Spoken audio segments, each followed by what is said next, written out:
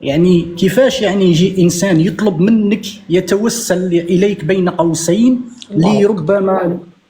نعم نعم، ربما يطلب منك، يعني أنا مثلا نجي عندك نقول لك شوقي خصني ديك الحاجة، وأنت تقول لي لا، ونعاود نجيك مرة ثانية وثالثة والرابعة. هل هذا يسمى خطاب شكلي بالنسبة لك؟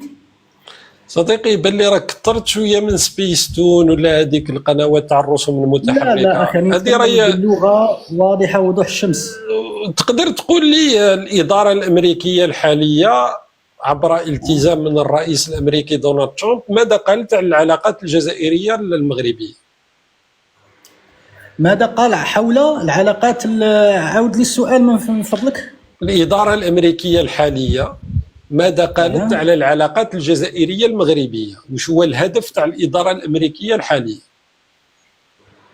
ماذا قالت؟ أنا ربما مانيش متبع الأخبار، وأنا نعرف باللي أنه متدخلة فقط في حل النزاع، يعني ربما. شوف صديقي، شفت عمرك لعبت لي بوزول هذوك تاع تبقى تركب في لي بياس هكا مع بعضهم باش تخرج شكل كامل؟ لوا البوز لوا. صحيت. كي تكون عندك اون بياس في لو بوزل هذا باش تركبه ما تقدرش، راك عندك اون سول بياس، انت راك عندك في القصه هذه كامل عندك قطعه واحده اللي هي كلمه في خطاب تاع الملك العاهل المغربي محمد السادس يقول فيها اليد الممدوده مع الجزائر، وانت كل ما هو محيط بهذا ما عندكش. ولو نقول لك اصلا التاريخ مثلا الملك المغرب، على بالك باللي الخطابات الملكيه تعود الى قرون، هذه المؤسسه الملكيه عندهم طريقه في مخاطبه الشعب المغربي، عندها واحد الاسلوب وعندها واحد التفاصيل، والملك دائما لازم يظهر بواحد الصوره.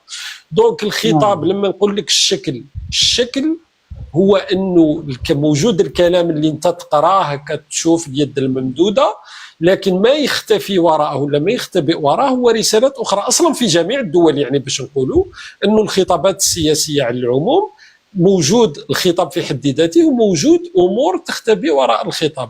دونك انت اليوم السياق كامل راهو في الاداره الامريكيه، والسياق كامل راهو فيما تريده الاداره الامريكيه. دونالد ترامب التزم بانه يريد حل القضيه هذه بين الجزائر والمغرب، وهذا النزاع حول الصحراء ايضا. دونك لما الملك المغربي يخرج بالخطاب هذا اللي انت راك تقول انبطاح وكذا، راهو يقول للعالم والاداره الامريكيه انا راني دائما نبحث عن الحوار. فهمت واحد النقطه، في يعني وقت انه هل تريد ان تقول، يعني راح نترجم لك الفكره على حسب ما فهمت، هل تريد ان تقول انه الاداره الامريكيه او دونالد ترامب يملي على محمد السادس ما يقوله تجاه دوله يصنفها كعدوه او دوله عنده نزاع معها، ربما لفائده غير معلومه؟ هذه هي الترجمه الفكره. صديقي مرة أخرى راك كثرت من الرسوم المتحركة، راهي علاقات دولية، راه واحد ما يملي على واحد، راه ماشي واحد كاع. راك توجه لسبب خارج الموضوع وخارج الإطار، خليك من اللغة تاعي وخلينا في الموضوع. كيفاش سبب خارج الاطار؟ لو كان تقرا الموضوع بالسطحيه. خارج الاطار، انا نعلق لك على نقطه تروح لي تقول لي راك تتكلم كيما سبيستون هنا. واش لانك ماكش اصلا لما تقول دونالد ترامب يملي على الملك، كما احنا تسمع السي عبد الفتاح السيسي راهو عامل امريكان ويمليو عليه كذا وكذا وكذا. هذه خطابات تاع ولاد صغار، راهو في العالم تاع اليوم الامور لا تسير بهذا الشكل. وهذه قضيه الانبطاح وقضيه فلان يملي على فلان راهي ترهات لا معنى لها، صدقني.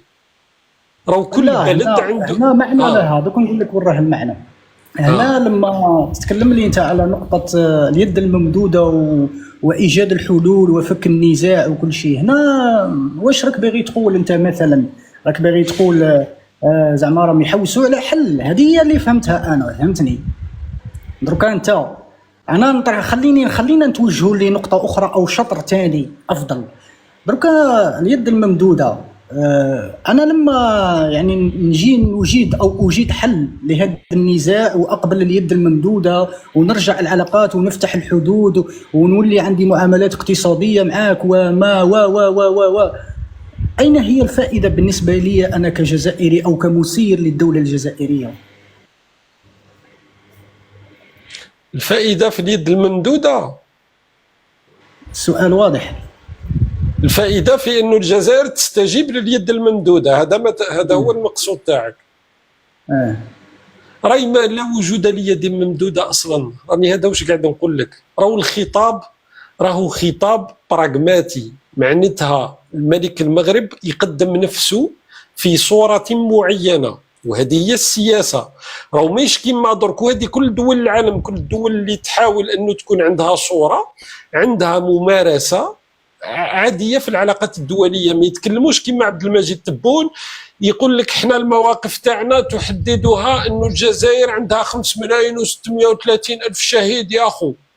ماهيش هكا تمشي الامور. هذا الخطاب المتخلف والخطاب العنجهي عندنا في الجزائر فقط. ملك المغرب يمارس في السياسه في الاطار تاعو، هو في اطار المؤسسه تاع المغرب، في اطار المؤسسه الملكيه في المغرب، ويقدم رسائل تبين بأن المغرب هو يطرح مبادرات، هو يريد حلول، في وقت أنه الطرف الآخر أو العالم الآخر كما سماه هو في مرحلة ما يعرقل، وفي وقت العالم الآخر راهو يسب ويشتم وراهو يتهجم. هذه هي الصورة. معناتها هو ينحي على نفسه الصفة تاع أنه هو المتسبب في الأزمة هذه، وأمام الإدارة الأمريكية التي تريد حل في المنطقة يقدم أيضا نفسه كعنصر تاع حلول، وعنصر تاع أنه يريد الحلول للأزمة هذه تاع الصحراء وللإشكاليات الموجودة في شمال إفريقيا. خلصت الحكاية.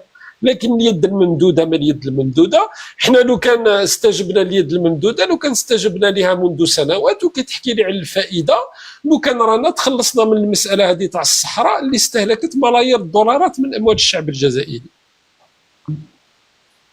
صح. خلينا من قضية الصحراء، ما تربطليش نقطة بنقطة. خلينا نتكلموا في اليد الممدودة. واش راك تحكي انت؟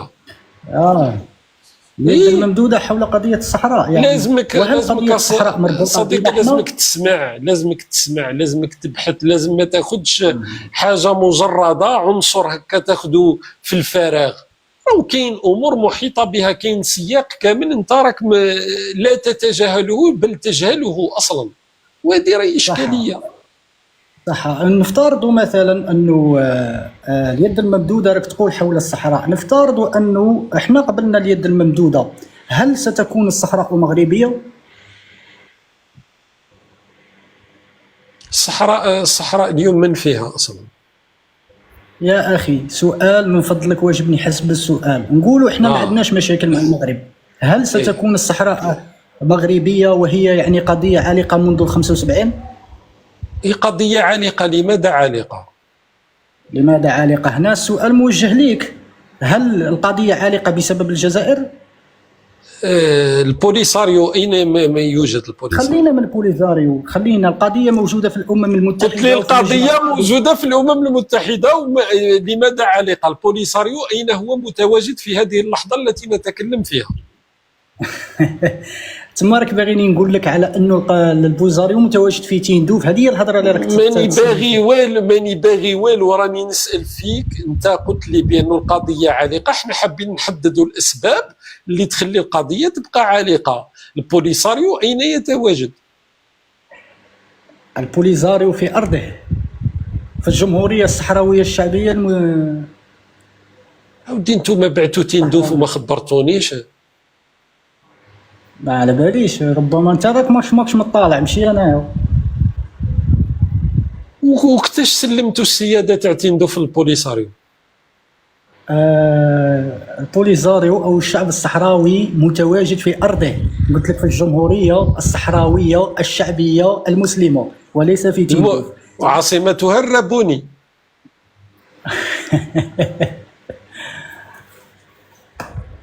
هذا واش راك باغي تسمع؟ الله راه حيرتني يا صديقي. دونك البوليساريو راه في ارضه. راه في ارضه طبعا. نعطيك سؤال هذه انا شوف، نقول لك انا عامل المخزن وما قلتش بان البوليساريو في ارضه. والله ما ننطقها هذه. صح معليش، انا نعطيك سؤال صغير وواجبني على حساب عقلي. انا شغل كما يقول لك ارواح لي. البوليساريو في ارضه. صح. لما كانت لما كانت الصحراء تحت حكم الاسبان، نتكلم لك على الحقبه اللي ما قبل 75، نهر السنغال، هذا يدل على انه الصحراء حتى في ظل حكم الاسبان كانت من قبل مغربيه. لماذا المغرب لم يطلب بارضه في يعني في وقت الاستعمار وفي وقت لما كانت الصحراء تحت حكم الاسبان؟ واجبني برك على حسب عقلي. لانه الملك محمد الخامس رحمه الله عليه سنه 1956 عوض ما يروح يطالب بالاراضي تاعو قال لك والله غير عندي جيران. هو كان عنده عاطفه وقال لك نسبق الجيران حتى على القضايا اللي تهم المغرب، ونطالبوا باستقلال الجزائر ونفتحوا مصانع الاسلحه ونستضيفوا جيش الحدود وندعموا الثوره التحريريه، وخرجوا حتى مظاهرات في مكناس وماتوا مغاربه، وخرجوا مظاهرات في الرباط، والمغاربه باعوا الجلود تاع الكباش باش يدعموا الثوره، ومحمد الخامس التزم ما التزم واستقلت الجزائر، ومن بعد احنا طعناهم في الظهر. يعني المغرب هو اللي جاب لنا الاستقلال هكا. رحت المقام الشهيد ولا ما رحتش؟ رحت المقام الشهيد.